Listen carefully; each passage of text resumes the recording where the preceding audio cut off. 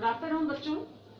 आज हम second chapter में अध्ययन करने वाले हैं संयुक्त पूंजी वाली कंपनी और संयुक्त पूंजी वाली कंपनी के दोष। जैसा कि आप पहले पढ़ चुके हैं, कंपनी के विशेषताओं और उसके गुणों के बारे में आप पहले अध्ययन कर चुके हैं। आज हम इसके दोष पढ़ेंगे और उसमें हम पहला दोष पढ़ेंगे, इसका निर्माण करना कठिन होता है, जटिल होता है। कारण क्या है इसका निर्माण कठिन होता है? इसका कारण यही है कि इसमें बहुत सारी कानूनी औपचारिकताएं होती हैं, जैसे समामिलन कराना या समामिलन का प्रमाण पत्र जारी करना, अंशों का निर्गमन करने के लिए पूर्व में ही सूचना देना, ऐसे बहुत सारे इसमें कार्य करने होते हैं। अतः इस कंपनी का निर्माण करना यानी व्यापार के इस स्वरूप का निर्माण करना कठिन होता है। अन्य स्वरूप भी हमने पढ़े थे, जिनमें हमने पढ़ा था एकल व्यापार और साझेदारी। दोनों ही व्यापार के स्वरूप ऐसे हैं जिनको प्रारंभ करना बहुत ही सरल होता है, बड़ी आसानी से उनको प्रारंभ किया जा सकता है, उसमें कानूनी औपचारिकताओं की ज्यादा आवश्यकता नहीं पाई जाती है।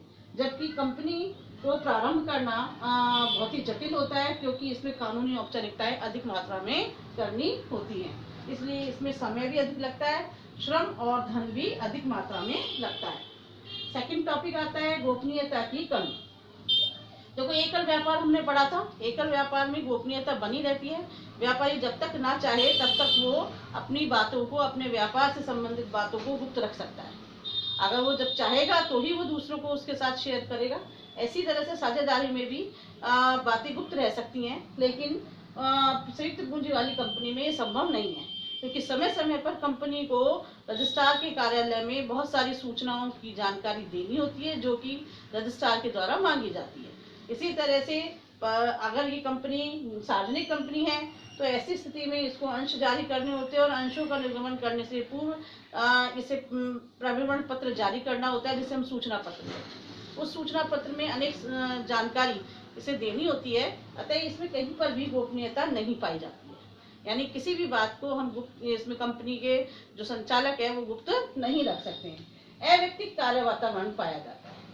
अव्यक्तिक कार्य वातावरण का अभिप्राय ये है कि इसमें जो ये प्रबंध और संचालन होता है कंपनी का, वो इसके मालिक नहीं करते हैं, स्वामी नहीं करते हैं, क्योंकि स्वामी और इसके संचालक दोनों का अस्तित्व अलग अलग होता है। स्वामी इसमें अंशधारी होते हैं, वो कंपनी में पैसा निवेश करते हैं, जबकि संचालक मंडल इसके संचालन का कार्य करता है।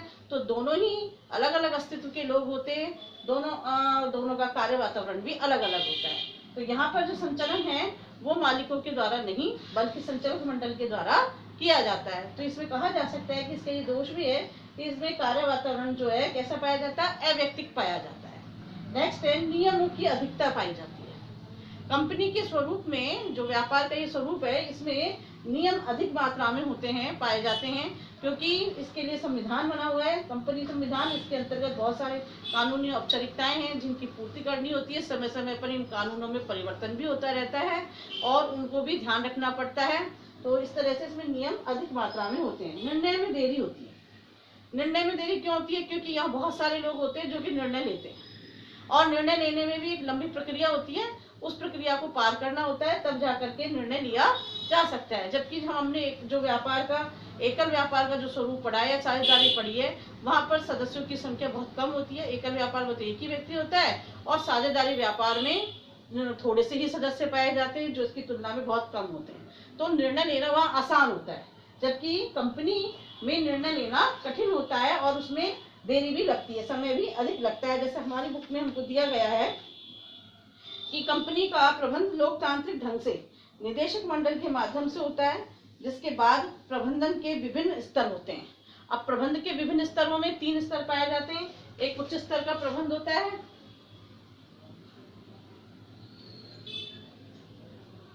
स्तरीय स्तर का प्रबंध। इनके अधीन मध्य स्तरीय होते हैं, मध्य स्तर का प्रबंध, और इनके भी अधीन निम्न स्तर के प्रबंध होते हैं।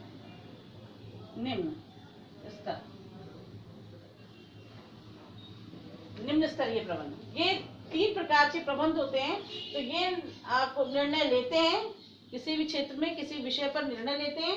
निर्णय लेकर के ये अपने अधीन जो मध्यस्तरीय प्रबंधक होते हैं उन तक उसको पहुंचाते हैं, वो उसके ऊपर कार्यप्रणाली रूपरेखा तैयार करते हैं और निम्न स्तरीय प्रबंध ये इसको समझ करके अपने इनके अधीन जो कर्मचारी वर्ग काम करता है, इनके अधीन भी कौन काम करता है, कर्मचारी इन तक पहुंचाते हैं। यानी इसको क्रियान्वित करने में भी समय अधिक लग रहा है, तो जो लिया गया निर्णय है वो भी एक दूसरे के पास से होकर के जाता है, तो क्रियान्वयन में भी समय अधिक लगता है। तो कुल मिलाकर के कहा जा सकता है कि कंपनी जो है इसमें निर्णय लेने में देरी लगती है, समय अधिक लगता है, ये इसका एक दोष है। नेक्स्ट है अल्पतंत्रीय प्रबंधन। सिद्धांततः कंपनी एक लोकतांत्रिक संस्था है जिसमें निदेशक मंडल स्वामियों यानी कि अंशधारियों के प्रतिनिधि होते हैं, परंतु व्यवहार में अधिकांशतः बड़े आकार के संगठनों में जिनमें बड़ी संख्या में अंशधारी होते हैं, स्वामियों का कंपनी के नियंत्रण एवं संचालन में बहुत कम हाथ होता है। यानी कि जो स्वामी है उनका तो नियंत्रण में हाथ कम होता है, वे निर्णय भी कम लेते हैं, जबकि जो इसके संचालक मंडल है जो कि उसके स्वामी भी नहीं है, जिन्होंने पैसा भी निवेश नहीं किया है, वही इसका संचालन करते हैं, प्रबंध करते हैं, वही निर्णय लेते हैं। तो इस तरह से इसमें कहा जा सकता है कि जो प्रबंध व्यवस्था है वो कैसी है, अल्पतांत्रिक है।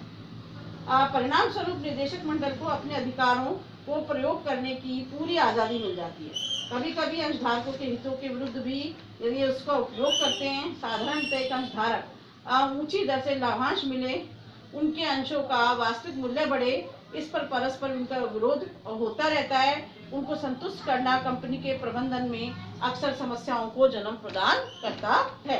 तो ये थे बच्चों, आज हमने पढ़े संयुक्त पूंजी वाली कंपनी के दोष। नेक्स्ट टाइम जब हम मिलेंगे तो हम कंपनियों के प्रकार पढ़ेंगे, जिसमें निजी कंपनी, सार्वजनिक कंपनी के बारे में हम अध्ययन करेंगे। ये आपकी बुक में ये दो ही प्रकार की कंपनियां दी गई हैं, निजी और सार्वजनिक। ऐसे सरकारी भी होती है लेकिन हम उसका अध्ययन नहीं करेंगे क्योंकि बुक्स में आपको दो ही कंपनी दी हुई है, सार्वजनिक कंपनी और निजी company. Thank you very much बच्चों।